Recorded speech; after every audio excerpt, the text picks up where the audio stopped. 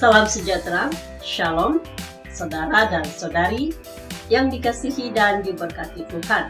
Seperti biasa, Anda bersama saya Gloria Lungat sebagai penyampai perkongsian Renungan Awan Biru. Apa kabar Anda pada hari ini? Doa dan harapan kami, Anda sentiasa sehat, sentiasa kuat, bersemangat di dalam Tuhan, apapun situasi yang Anda hadapi pada saat ini. Seperti biasa, perkongsian kita adalah perkongsian renungan firman Tuhan. Oleh itu, jangan berganjak dari skrin Anda. Mari kita bersama-sama menikmati renungan firman Tuhan ini sehingga selesai.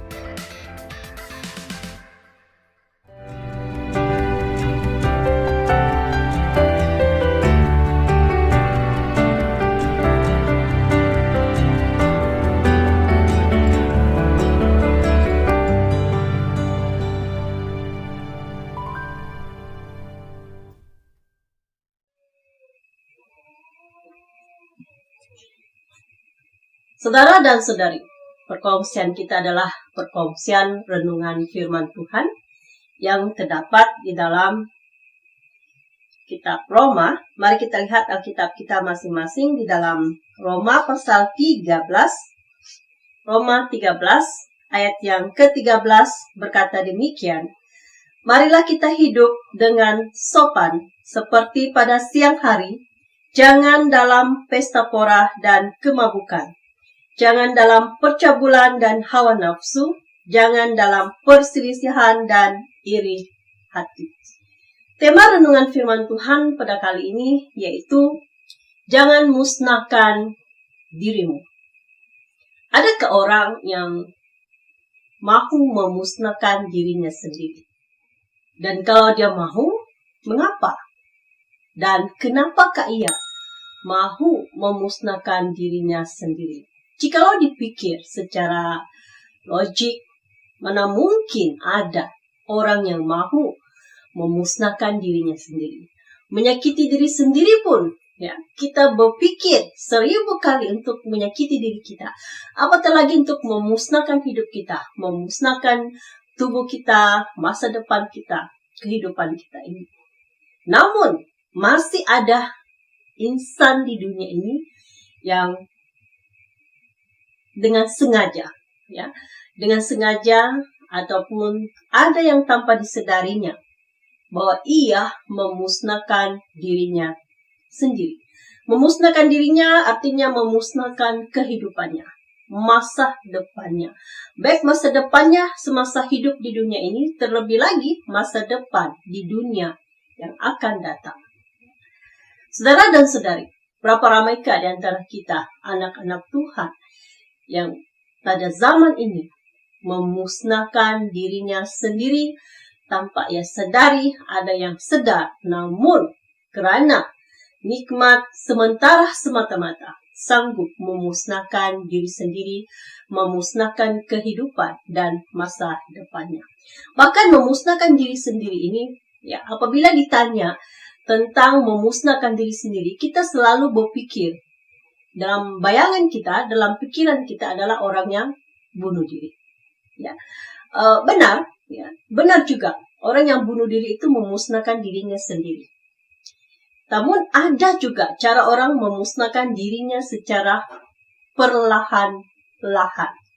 Memusnahkan dirinya dan kesannya sangat merugikan, merusakkan ramai orang. Bukan saja diri sendiri, merusakkan, merugikan keluarga dan juga masyarakat, orang-orang di sekitarnya.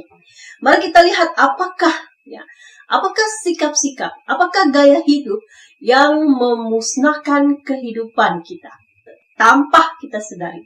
Bahkan kita sadar dan tahu kalau yang kita perbuat itu adalah sesuatu yang salah, adalah sesuatu yang memusnahkan, merusakkan, membinasakan tubuh kita, membinasakan kehidupan kita, ya, dan juga masa depan hidup kita.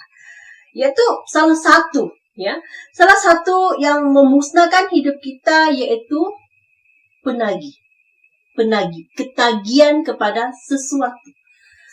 Ya, ketagihan pada sesuatu, dada, narkotik, ya. Ketagihan yang sangat merugikan manusia, merugikan hidup kita. Narkotik, apa bentuk pun itu, sama ada pil, cecair, suntikan, ataupun melalui yang kita hisap, yang kita sedut. Itu cara manusia memperolehi ketagihannya, memperoleh nikmat daripada yang menyebabkan ia ketagih, saudara. Dan ramai di antara yang mengambil ubat-ubat terlarang ini sedar, tahu kalau yang mereka sedang lakukan itu, ketagihan mereka ini adalah sesuatu yang salah, namun masih juga dilakukan. Mengapa? Karena walaupun mereka tahu salah, tapi ada kenikmatan sementara yang mereka perolehi di sana. Suatu mereka mengambil benda ini, mereka menghayal apa yang mereka maukan, tapi mereka susah mau dapat. Mereka tidak boleh lakukan. Jadi semasa mereka mengambil barang ini, mereka berfantasi. Mereka menghayal apa yang mereka mau hayalkan. Dan pada waktu itu, mereka rasa seolah-olah dunia di dalam genggaman mereka. Namun, apabila selesai proses ubat terlarang yang sedang mereka nikmati ini, ada temponya. Dan apabila temponya sudah habis, tamat, selesai, maka berakhirlah hayalan mereka itu. Dan mereka lebih memilih kenikmatan hayalan sementara yang mereka perolehi. Karena mereka lupa masalah mereka lupa segala beban mereka, tanggungan mereka sewaktu mereka menikmati, menikmati daripada hayalan, kesan mereka memakan ubat-ubat terlarang ini. Namun, itu cuma sementara. Dan kesannya, saudara, bukan saja memberikan hayalan yang menipu, bukan saja membuat kita hidup dalam dunia hayalan, tapi memberi kesan yang buruk terhadap mental. Ramai orang sekali yang mengambil barang ini akhirnya memperolehi, mendapat gangguan mental. Mereka selalu menghayal, mereka selalu terdengar-dengar suara yang mengarahkan mereka berbuat sesuatu yang salah. Dan apa yang mereka buat selalunya sesuatu yang merugikan diri, merugikan orang lain. Contohnya, mencuri, membunuh, dan mereka selalu menuduh orang. Mereka selalu terdengar suara yang terngiang-ngiang seolah-olah ada orang lain yang sedang mengata-ngatakan mereka, padahal tidak ada. Dan inilah tipuan yang dilakukan oleh dunia terhadap penagih. Inilah tipuan yang dilakukan oleh iblis terhadap penagih. Namun ramai di antara kita sudah tahu kesan, tapi masih mau mengambil barang ini, masih mengambil ubat-ubat yang terlarang ini, karena semata-mata nikmat yang hanya sementara. Walaupun mereka tahu kesannya ada yang mencuri, ada yang dari seorang yang rajin bekerja akhirnya jadi malas bekerja, seorang yang baik akhirnya boleh melawan orang tua, anak yang patuh akhirnya tidak patuh, dan ada juga yang sanggup mencuri, sanggup membunuh keluarganya hanya semata-mata untuk memperolehi uang, untuk membeli barang-barang terlarang ini, ubat-ubat terlarang ini. Jadi saudara, salah satu benda, salah satu perkara yang membuat kita boleh memusnahkan hidup kita, membinasakan diri kita, yaitu menjadi seorang penagih terhadap dada, narkotik, atau apapun itu bentuknya yang membuat kita ketagihan. Seterusnya, jangan jadi penjudi. Kalau sekarang ini, premis-premis penjudi ini kebanyakan masih ditutup. Walaupun masih ditutup, tapi mereka juga tidak kalah hebatnya mempromosi perjudian. Kedai tidak boleh buka, bangunan tidak boleh buka, tapi online. Di WhatsApp, di di message kita, ya, di handphone kita akan keluar tawaran-tawaran yang menarik di sana, ganjaran yang diperolehi. Dan orang yang ketagih pada perjudian ini, ya, ramai yang mengalami kegagalan hidup, ramai yang mengalami kerugian, terutama mereka yang berumah tangga, ya. Terutama mereka yang berumah tangga berlaku perceraian karena pasangannya sudah tidak tahan menanggung keluarga itu seorang diri. Manakala si dia, ya, menghabiskan pendapatannya semata-mata untuk perjudian yang tidak menjanjikan apa-apa keberhasilan yang sungguh-sungguh benar. Jadi saudara dan saudari, inilah yang dikatakan di dalam Alkitab, kemabukan pesta pora. Ya. Kemabukan bukan saja mabuk anggur, mabuk minum arak. Kemabukan ia termasuk dalam ketagihan. Ya. Waktu kita ketagih ambil barang itu, kita sedang mabuk, saudara. Itulah kemabukan. Dan sewaktu ambil barang itu, hayalan kita berpesta pora. Itulah pesta pora. Ya, dan itulah perjudian yang sangat-sangat merugikan. Yang ketiga, ya, cara hidup yang membinasakan hidup kita, membinasakan kehidupan kita, diri kita, yaitu pembunuh, pelacuran, dan curang. Ya. Mari kita lihat Alkitab kita di dalam Keluaran pasal 20, Keluaran 20 ayat 13 sehingga ayat yang ke-17 berkata demikian. Jangan membunuh, jangan berzina, jangan mencuri, jangan mengucapkan saksi dusta tentang sesamamu, jangan mengingini rumah sesamamu, jangan mengingini istrinya, atau hambanya laki-laki, atau hambanya perempuan, atau lembunya, atau keledainya, atau apapun yang dipunyai sesamamu. Jadi saudara, sesuatu yang boleh memusnahkan hidup kita, kehidupan kita, yaitu membunuh, pelacuran, curang, ya. Itu salah satu. Curang pada pasangan, curang yang dimaksudkan di sini dalam kita bekerja, kita tidak jujur sewaktu kita bekerja. Kita melakukan penipuan terhadap majikan kita. Ya. Apapun jenis penipuan, itu juga dikategorikan curang. Curang juga terhadap pasangan kita.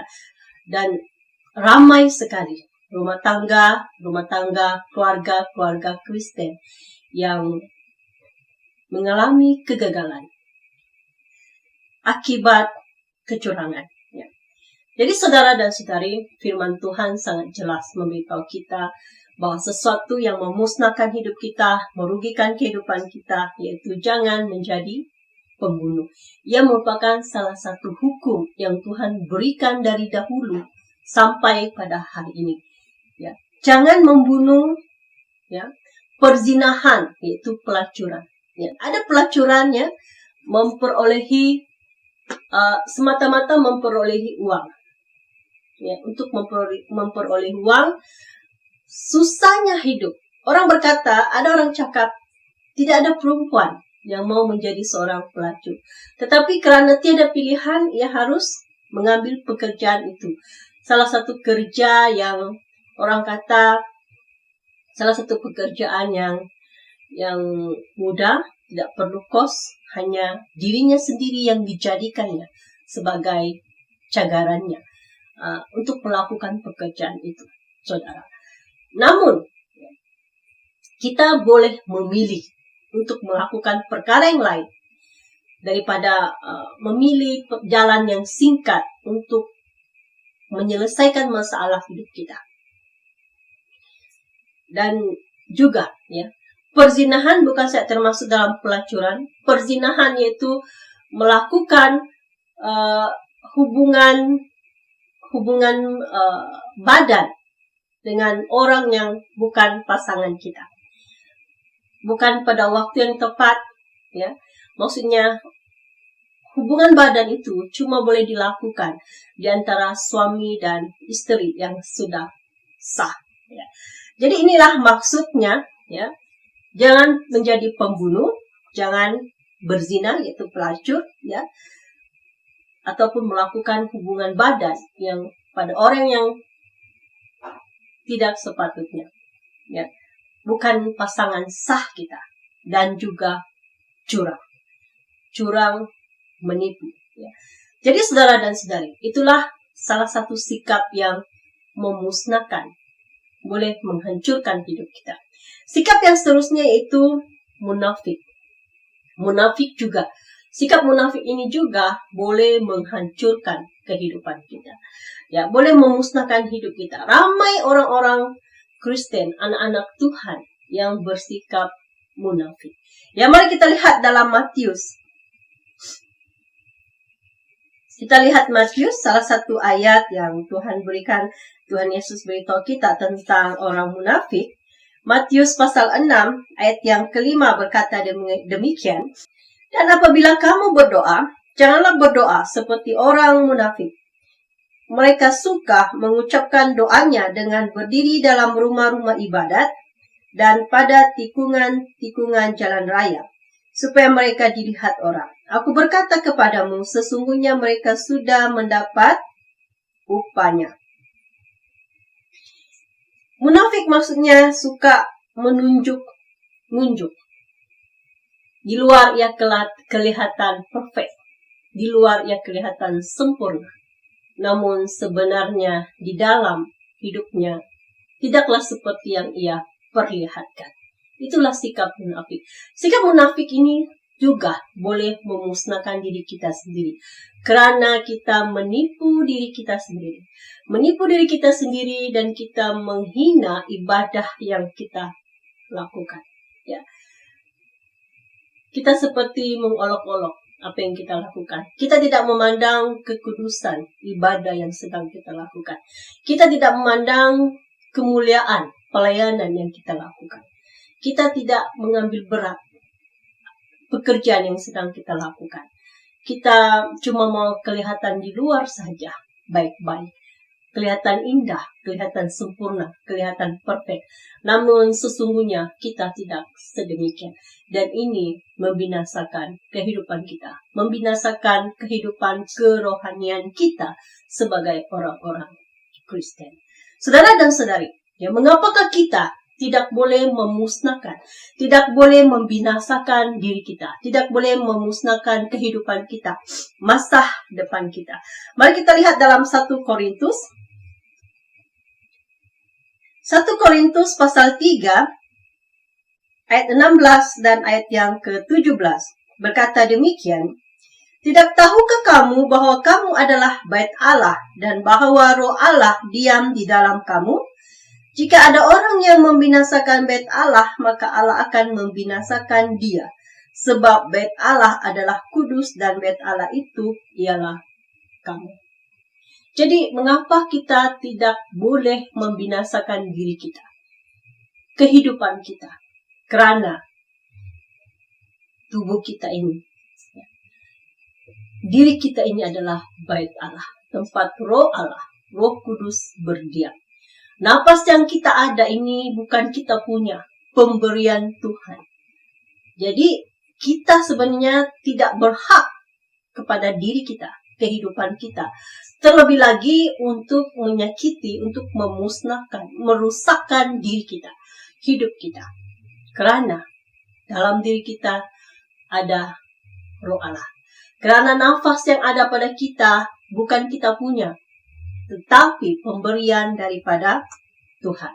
Kedua, mengapa kita tidak boleh membinasakan diri kita sendiri, tidak boleh merusakkan hidup kita? Kita sangat berharga di mata Tuhan. Mari kita lihat dalam Lukas pasal 12 ayat yang ke-7. Ya. Lukas 12 ayat yang ke-7 berkata demikian. Bahkan rambut kepalamu pun terhitung semuanya. Karena itu, jangan takut, karena kamu lebih berharga daripada banyak burung pipit. Tuhan berkata, bahkan rambut kita ini pun berapa jumlahnya Tuhan tahu, Tuhan menghitungnya. Dan karena kita lebih berharga, karena kita sangat-sangat berharga di mata Tuhan. Bahkan Tuhan berkata, kalau ya katakan ya, kalau tidak katakan tidak. Kita tidak berhak pun bersumpah atas diri kita sendiri. Sebab Tuhan berkata, kita tidak pun ada kuasa terhadap sehelai rambut kita ini pun. Sebab diri kita ini, kita tidak ada satu pun dalam diri kita ini yang tercipta, yang kita ciptakan sendiri. Ya, kecuali kita ciptakan sendiri, kita tambah botok, ya, kita operate dan sebagainya. Itu ciptaan manusia yang bertentangan juga. Ya. Itu saja. Tapi yang sebenarnya, kita tidak berkuasa pun terhadap diri kita ini sendiri. Terlebih-lebih untuk memusnahkan, menyakiti, ya, hidup kita, diri kita, masa depan kita. Saudara dan saudari, jangan tetap tinggal di dalam dosa kita. Kalau hari ini kita sadar bahwa kita sedang melakukan sesuatu yang salah. Kalau hari ini kita sadar, ya, kita sedang merusakkan diri kita. Anda belum terlambat untuk berbalik kembali kepada Tuhan, untuk bertobat. Saya percaya ramai di antara kita sadar dan tahu kalau kita sedang berbuat yang salah. Namun saudara, kita harus punya kekuatan. Kita harus ada langkah. Kita harus ada permulaan untuk melangkah, mengubah hidup kita, untuk keluar dari kegelapan hidup kita. Keluar, melangkah. Tidak siapa yang boleh mengubah diri kita kalau kita tidak sendiri mau mengubah hidup kita. Kalau kita sendiri tidak mau datang menyerahkan diri kita kepada Tuhan, memohon Tuhan memberikan kita kekuatan, kemampuan untuk keluar daripada ketagihan kita, keluar daripada sikap-sikap kebiasaan buruk kita yang merusakkan, yang memusnahkan hidup kita, masa depan kita, merugikan diri kita, keluarga kita, orang sekitar kita, masyarakat. Saudara dan saudari, jangan kita membiarkan diri kita dikuasai oleh dunia ini, dikuasai oleh kuasa kegelapan dalam dunia ini. Ayat terakhir yang saya ingin bawa kita bersama-sama baca, mari kita lihat dalam Lukas. Kitab Lukas pasal 21. Nasihat Tuhan Yesus supaya kita berjaga-jaga di akhir zaman ini. Lukas 21 ayat 34, jagalah dirimu supaya hatimu jangan syarat oleh pesta pora dan kemabukan, serta kepentingan-kepentingan duniawi, dan supaya hari Tuhan jangan dengan tiba-tiba jatuh ke atas dirimu seperti suatu jerat. Ini nasihat Tuhan Yesus. Ya. Zaman ini akan berakhir. Tuhan pasti akan datang. Sementara itu, kita harus menjaga diri kita, supaya kita tidak hanyut oleh pesta pora, kemabukan, kepentingan-kepentingan yang ada di dunia ini, yang memabukkan, yang kenikmatannya cuma sementara, bahkan di ujungnya adalah kemusnahan hidup kita sendiri. Oleh itu, saudara dan saudari, mari kita datang kepada Tuhan, menyerahkan hidup kita sepenuhnya kepada Tuhan. Mari kita berdoa bersama-sama. Bapa di sorga, terpujilah Engkau. Engkau Tuhan yang hidup, Tuhan yang berdaulat dalam kehidupan kami. Terima kasih atas firman-Mu yang sangat indah ya Bapa. Biar firman-Mu itu tertanam dalam hati dan pikiran kami. Jangan dirampas oleh apapun. Biar ia bertumbuh dalam hidup kami, dalam tindakan dan perbuatan kami ya Tuhan. Berikan kami kekuatan ya Bapa. Jangan biarkan kami bersandar pada hikmat dan kekuatan kami manusia, untuk keluar dari kegelapan hidup kami, untuk keluar daripada ketagihan dan kebiasaan-kebiasaan buruk dalam hidup kami. Oh Tuhan, berikan kami kekuatan itu. Hanya Engkau yang mampu membawa kami keluar dari kebiasaan-kebiasaan buruk kami ya Tuhan. Karena kami mau apabila Engkau datang kelak, kami adalah orang-orang yang datang menyongsong, menyambut Engkau. Kami mau nama kami juga berada dalam kitab kehidupan. Terima kasih atas firman-Mu ya Tuhan. Terima kasih kami sambut firman-Mu hanya di dalam nama Yesus Kristus Tuhan dan Juru Selamat kami. Amin.